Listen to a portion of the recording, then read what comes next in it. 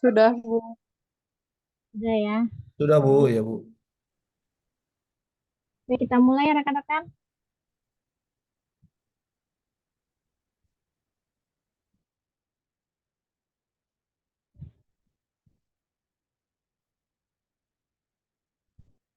Baik, saya buka dulu. Bismillahirrahmanirrahim. Assalamualaikum warahmatullahi wabarakatuh. Selamat sore rekan-rekan.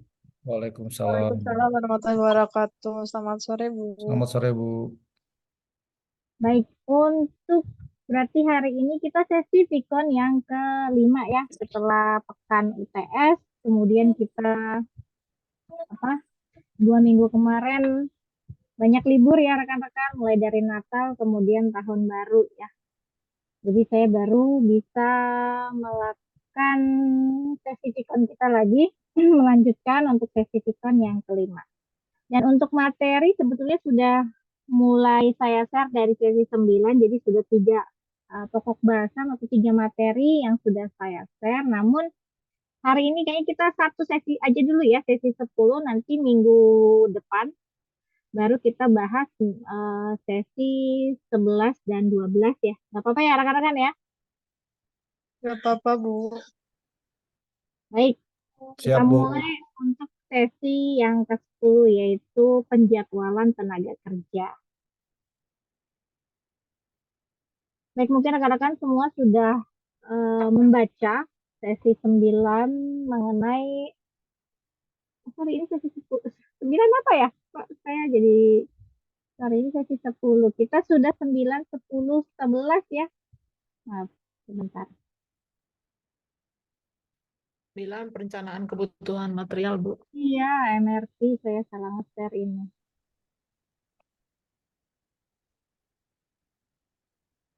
Bentar ya, saya buka dulu. Nah, ini.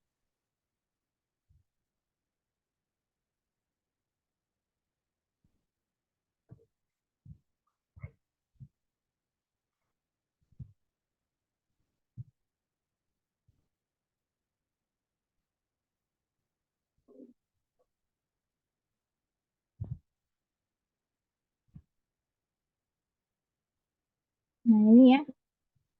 Sesi 9 mengenai perencanaan kebutuhan material atau material requirement planning ya. Nah, untuk sesi 9 ini capaian pembelajarannya adalah yaitu rekan-rekan harus bisa menjelaskan mengenai pengertian MRP atau perencanaan kebutuhan, kemudian menjelaskan tujuannya dan menjelaskan proses dari MRP sendiri. Nah, untuk pengertian apa sih MRP atau Material Requirement Planning ini? Jadi, MRP ini merupakan teknik, yaitu dalam melakukan perencanaan kebutuhan material. Digunakan untuk perencanaan dan pengendalian item atau barang atau komponen yang terikat pada item-item di tingkat level yang lebih tinggi. Jadi kalau rekan-rekan sudah baca apa namanya PPT-nya, materi ini nanti kan rekan-rekan lihat di dalam sebuah contoh itu ada tingkat level dari mulai 0 sampai 3, yang mana di situ merupakan apa namanya perencanaan kebutuhan dari suatu produk yang namanya produk A gitu kan. Nanti butuh komponennya apa saja, tingkatannya levelnya dari mulai 1 sampai 3 itu ada komponen beserta level-levelnya. Nah, kebutuhan pada item-item yang bersifat terikat merupakan hasil dari kebutuhan yang disebabkan oleh penggunaan item-item tersebut dalam memproduksi item yang lain. Nah, seperti dalam kasus di mana bahan baku dan komponen assembling atau komponen yang dirakit digunakan untuk memproduksi produk jadi. Nah, menurut Heiser dan Render, karena kebetulan ini buku yang saya pakai, jadi MRP adalah sebuah teknik permintaan terikat yang menggunakan daftar kebutuhan bahan, kemudian status persediaan, penerimaan yang diperkirakan, dan jadwal induk produksi yang dipakai untuk menentukan kebutuhan material yang akan digunakan. Nah, di sini permintaan terikat artinya permintaan untuk sebuah jenis barang tentunya berkaitan dengan permintaan jenis barang lain. Jadi tanpa barang tersebut produk tersebut tidak akan jadi.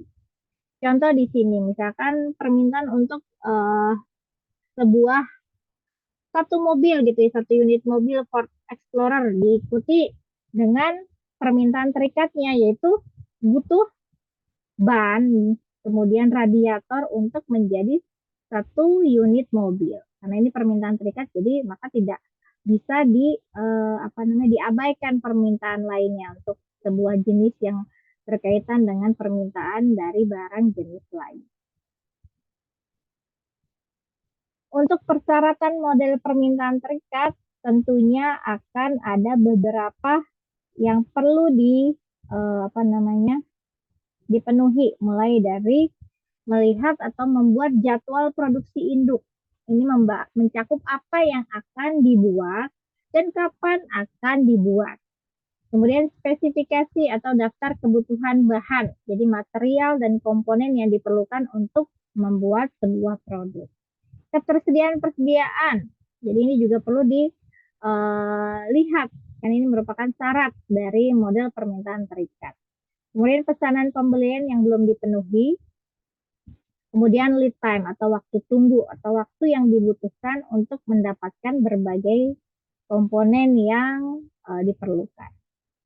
Nah, tujuannya adalah yang pertama, tujuan melakukan perencanaan kebutuhan bahan adalah menentukan seberapa banyak dan kapan suatu komponen diperlukan disesuaikan dengan jadwal induk produksinya. Kemudian mengurangi resiko karena keterlambatan produksi dan pengiriman. Jadi MRP ini mengidentifikasikan banyaknya bahan dan komponen yang diperlukan baik dari segi jumlahnya dan waktunya dengan memperhatikan waktu tenggang produksi maupun pengadaan komponen. Kemudian komitmen yang realistis, meningkatkan efisiensi.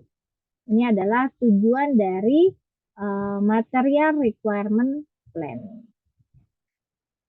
Salah satu syarat yang utama adalah jadwal induk produksi dalam menerapkan MRP ini. Jadwal induk produksi atau yang disingkat yaitu JIP adalah suatu jadwal yang akan menunjukkan jumlah produk yang akan dibuat dalam tiap-tiap periode dengan tujuan untuk mengetahui kapasitas perusahaan dalam merencanakan produksi serta untuk menyusun budget atau anggaran. Jadwal induk produksi adalah sebuah pernyataan tentang apa yang akan diproduksi dan bukan perkiraan permintaan. Jadi ini adalah penjelasan mengenai jadwal induk produksi. Nah, ketika perusahaan membuat jadwal induk produksi, ada beberapa istilah yang digunakan. Jadi, yang pertama adalah membuat berdasarkan pesanan pelanggan, yaitu make to order. Contohnya ini digunakan, dibuat dalam JIP untuk contoh perusahaan percetakan, kemudian bengkel, ataupun restoran. Kemudian yang kedua adalah merakit berdasarkan pesanan atau perkiraan. Jadi assembler to stock contohnya untuk perusahaan-perusahaan manufaktur untuk motor, mobil, bahkan di sini juga untuk perusahaan restoran siap saji. Kemudian membuat simpanan berdasarkan perkiraan, make to stock. Contohnya perusahaan baja, roti, lampu, surat kabar. Nah, itu adalah istilah yang digunakan dalam jadwal induk produksi sesuai dengan industrinya ya. Nah, ini adalah bentuk dari proses perencanaan untuk material requirement planning yang mana di sini semua pusatnya dimulai dengan membuat jadwal induk produksi baru nanti MRP-nya.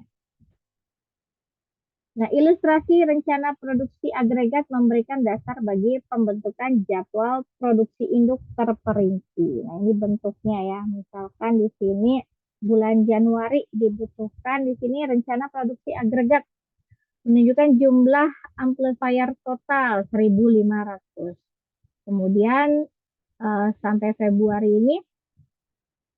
1.200 minggunya itu dibutuhkan waktu selama 8 minggu. Ini diperlukan komponennya apa saja.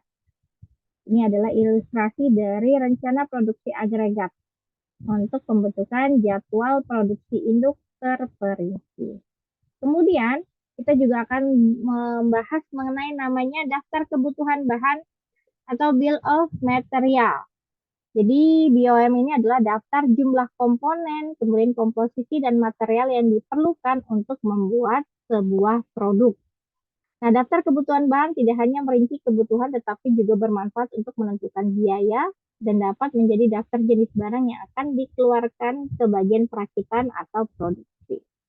Jadi di sini kita akan juga menghitung dalam menghitung daftar kebutuhan bahan untuk sebuah produk ya.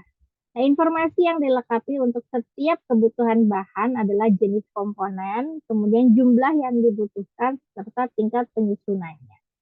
Nah, struktur produk ini dapat digambarkan sebagai sebuah pohon dengan cabang-cabang sebagai berikut. Nah, ini rekan-rekan bisa lihat, ini adalah bentuk dari struktur ya, struktur produk, yang mana di sini yang dibuat adalah produk A. Yang mana produk A ini memiliki komponen atau suprakitan yang terdiri dari B, C, kemudian D, E, F. Ada lagi nggak? Ini cuma sampai F ya.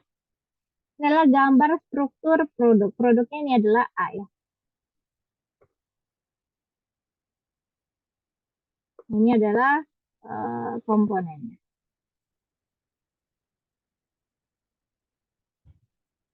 Nah, produk A merupakan produk akhir terbentuk dari suprakitan B dan suprakitan C. Jadi A ini, seperti tadi kan permintaan terikat, dia tidak akan jadi, produk A ini tidak akan jadi kalau permintaan-permintaan atau komponen-komponen lainnya itu tidak terpenuhi.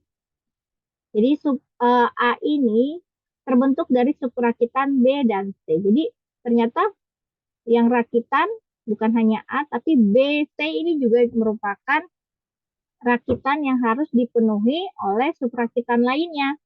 Terdiri dari bagian D, E, dan F untuk B dan C. Ini dijelaskan di sini. Produk A merupakan produk akhir terbentuk dari suprakitan B dan suprakitan C. Setiap suprakitan B ini terdiri lagi dari bagian D dan bagian E. Dalam kurung menunjukkan jumlah unit komponen yang bersangkutan. Jadi yang di dalam kurung ini adalah jumlah unit yang diperlukan.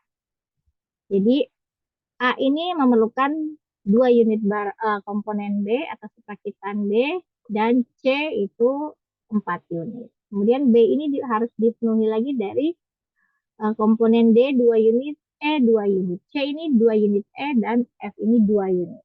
Jadi 2 unit F untuk komponen C. Kita masuk ke contoh, yaitu daftar kebutuhan daftar kebutuhan bahan. Jadi speaker kit mengemas komponen stereo berkualitas tinggi untuk pesanan. Komponen kit speaker Awesome E. Jadi produk A adalah merupakan komponen kit speaker Awesome E. Yang mana terdiri dari 2 komponen B, yaitu nama jenis barangnya kan tadi diperlukan adalah namanya, keterangannya kan nama, jumlahnya. Jumlahnya 2 unit kit speaker 12 inci standar. Ini nama komponennya. Kemudian C ini butuh 3 unit yang namanya kit speaker dengan amplifier booster. Nah, setiap B ini terdiri atas D, 2 unit D, dan 2 unit E. Nah, setiap C terdiri atas 2 unit F dan 2 unit E. Kemudian, setiap F terdiri atas 2 unit D dan G1. Oh, berarti ini kurang 1 ya. Harus ada G juga nih. 1 unit komponen G. Nah, ini kalau kita lihat. Oh, ini perlu ya, ada ya. Nah, ini bentuk tingkatan dari setiap eh, untuk struktur produk Autumn ini bisa rekan-rekan lihat.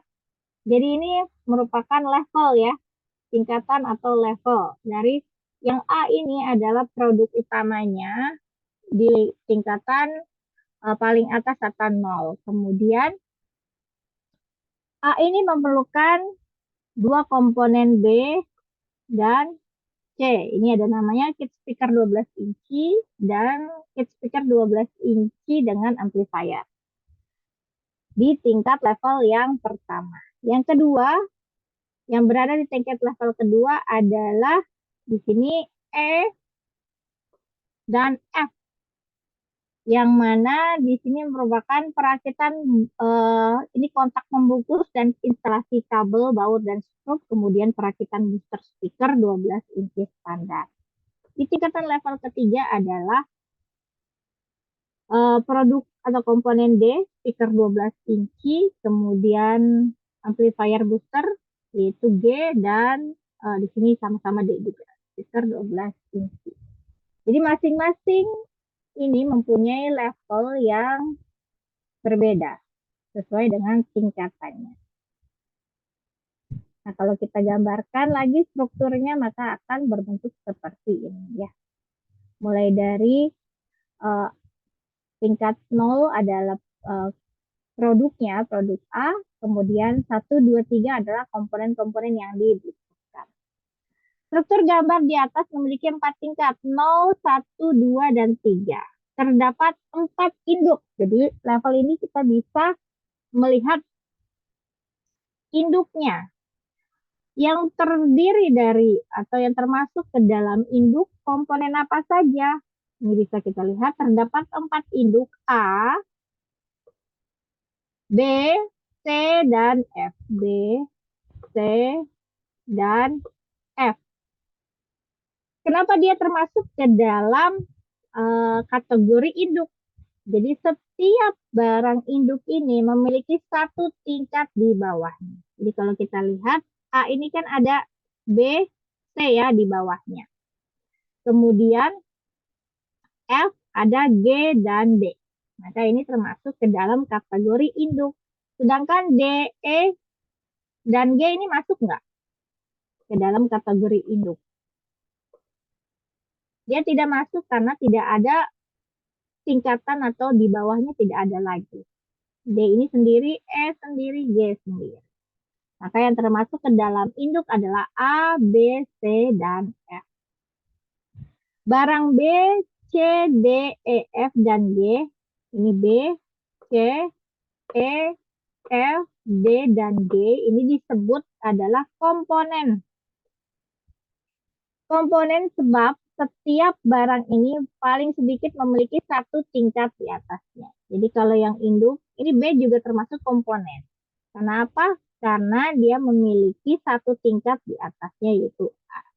D, E, jadi dari B, C, D, E, F, dan G ini merupakan komponen. Sebab memiliki satu tingkat di atasnya.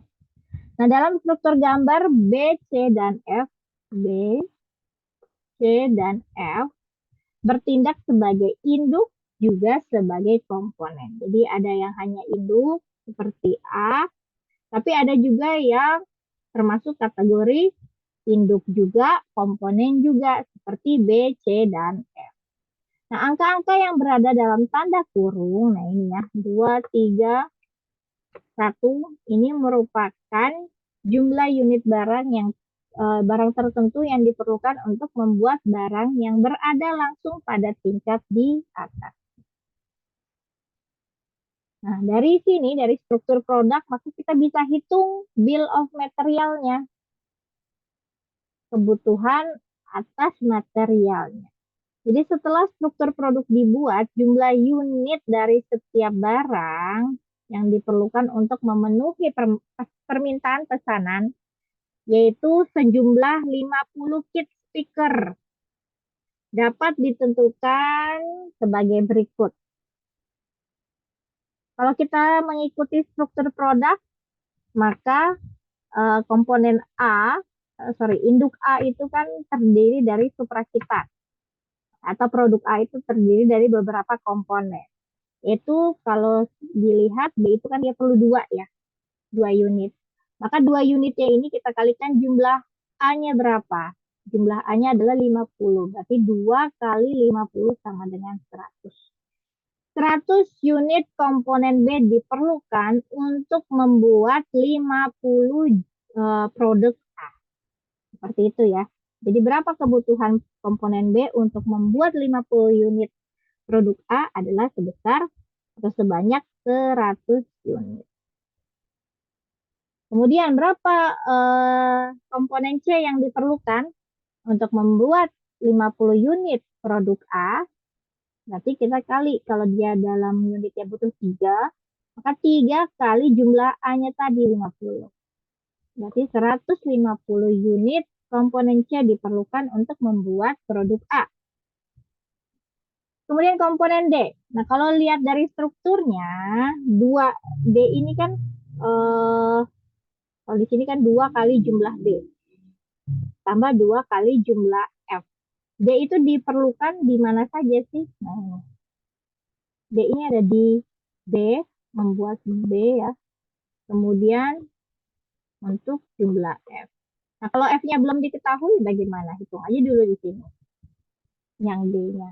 Atau kalian hitung yang F. 2 kali jumlah B. Jumlah B-nya kan sudah diketahui. 100. Kan?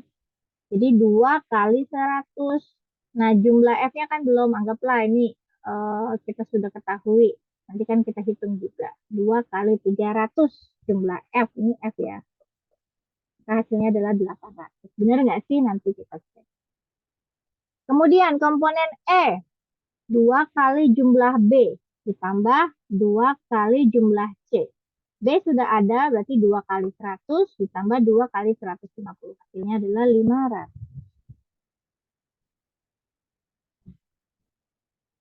Mau jalan. Nah. Kemudian komponen F nih untuk memastikan yang ini. F itu adalah 2 kali jumlah C. C-nya sudah diketahui, berarti 2 kali 150 hasilnya 300. Nah, ini kita bisa gunakan untuk menghitung komponen D. Hasilnya adalah 2 kali 300 ditambah 2 kali 100. Totalnya 800. Nah, komponen G. 1 kali jumlah F. Karena di atasnya ada F. Berarti ini F sudah diketahui, berarti 1 kali 300. Adalah 300 unit untuk komponen G. Nah, dengan demikian untuk 50 unit A, berapa banyak komponennya? Nah, kita masukkan satu-satu. 100 unit B, 150 unit C, 800 unit D, 500 unit E, 300 unit F, dan 300 unit C. Ini tidak bisa dijumlahkan. Kenapa? Karena setiap untuk produk A ini kan masing-masing komponennya. Tidak bisa digabung. Jadi kita jabarkan 100 unit B, 150 unit C, sampai pada 300 unit C. Ini adalah perhitungan bill of material. Bisa dipahami ya rekan-rekan ya?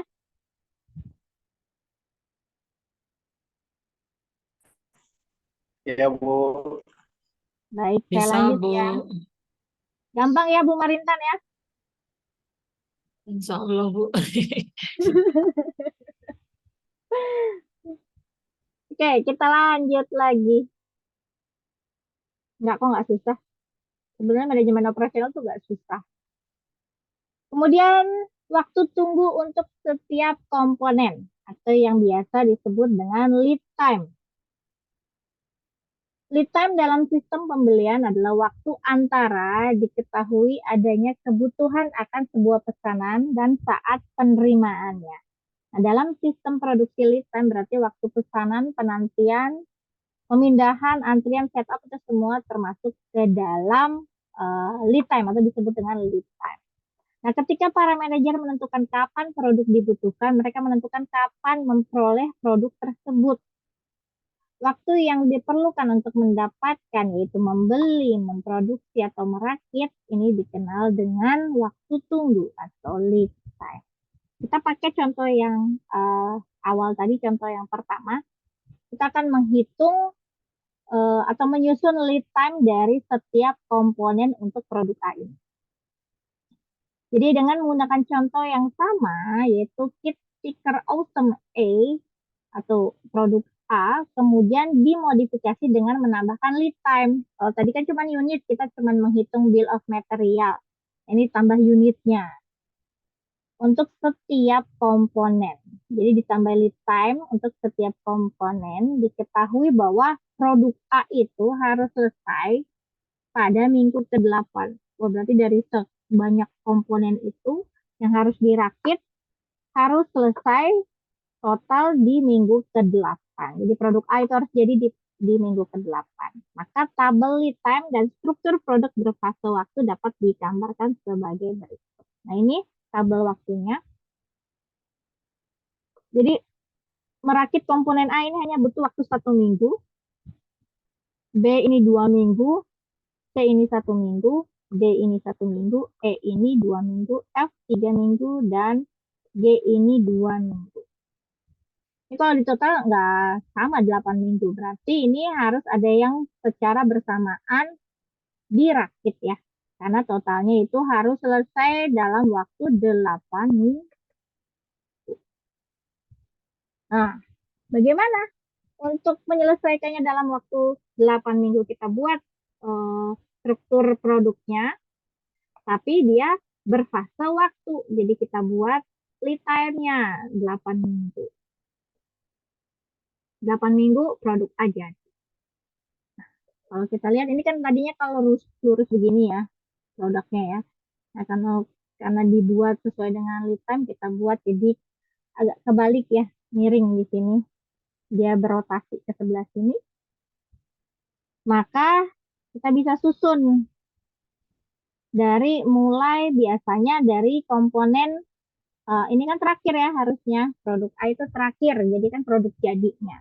Tapi kita susun dari yang paling bawah, tingkatan yang paling bawah atau level ketiga, itu produk G.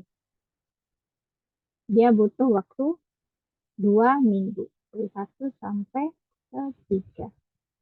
Kemudian naik lagi, di sini ada yang sama satu level itu produk D ya, di level ketiga, yaitu dia butuh D di sini, D di level 3 ya, yaitu 1 minggu.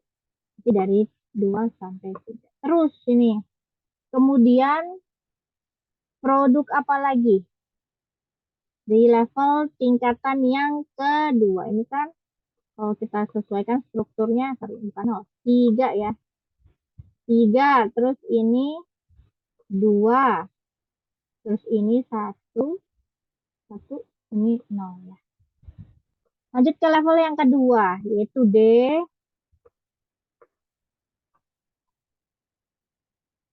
Sebentar ya, ini sensitif sekali. D, butuh waktu 1 minggu.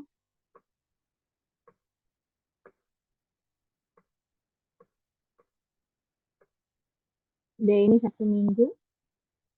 Kemudian produk E. D, E.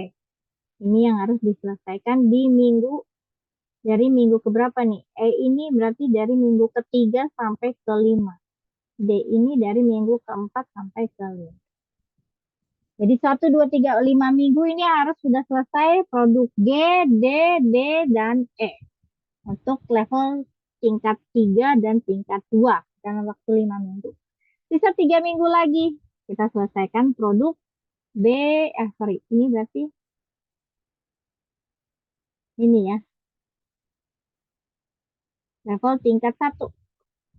E, B, E, F ya.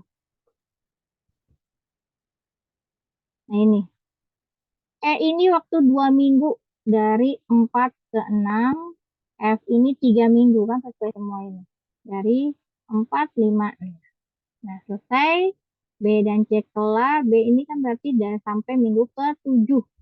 Sisa 1 minggu. B dan C ini 7 ya. Dari 5 ke 7.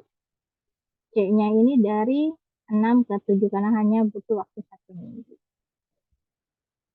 Sisa 1 minggunya adalah membuat produk atau merakit produk A dari semua komponen yang diperlukan. Nah ini pas, yaitu membutuhkan waktu 8 minggu untuk membuat atau merakit produk A sampai dia berubah menjadi produk jadi. Kit sticker awesome E.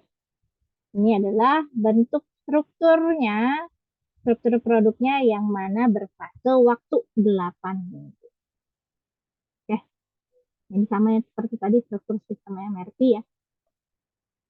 Kemudian sebetulnya ada lagi satu ini menghitung rencana kebutuhan material bruto. Teman saya tidak masukkan karena saya rasa kalau saya minta untuk membuat ini sudah banyak ya. Jadi ini sebagai pengetahuan rekan-rekan aja. Dibaca aja bagaimana melakukan rencana kebutuhan material bruto. Berarti materi kita sudah selesai untuk sesi 9. Nah, saya akan mengejar sesi 10, 11, dan 12-nya itu minggu depan ya rekan-rekan ya. Nggak apa-apa ya. Karena Iya tadi Bu, saya nggak apa-apa Bu. habis Nggak apa-apa Bu. Nggak apa-apa, Bu. tadi saya habis mengejar ketinggalan Vicon itu akuntansi biaya dari mulai sesi 9 sampai 11 lumayan. Nah, ini kalau saya kejar lagi 3 sesi lagi ya Allah. Ini minggu depan aja ya. Siap Bu. Oke Bu, makasih. Bu. Oke, kalau begitu ada pertanyaan nggak rekan-rekan sebelum saya tutup nih? Bisa dipahami ya? Insya Allah Bu. Insya Allah, Bu. Baik, kalau begitu jika tidak ada pertanyaan, berarti sesi Vicon ini saya akhiri. Saya ucapkan terima kasih untuk rekan-rekan yang sudah hadir. Saya tutup Viconnya. Terima kasih. Wassalamualaikum warahmatullahi wabarakatuh. Waalaikumsalam warahmatullahi wabarakatuh. Terima kasih Bu dan rekan-rekan. Terima Terima kasih, kasih. Bu. Sama-sama, terima kasih.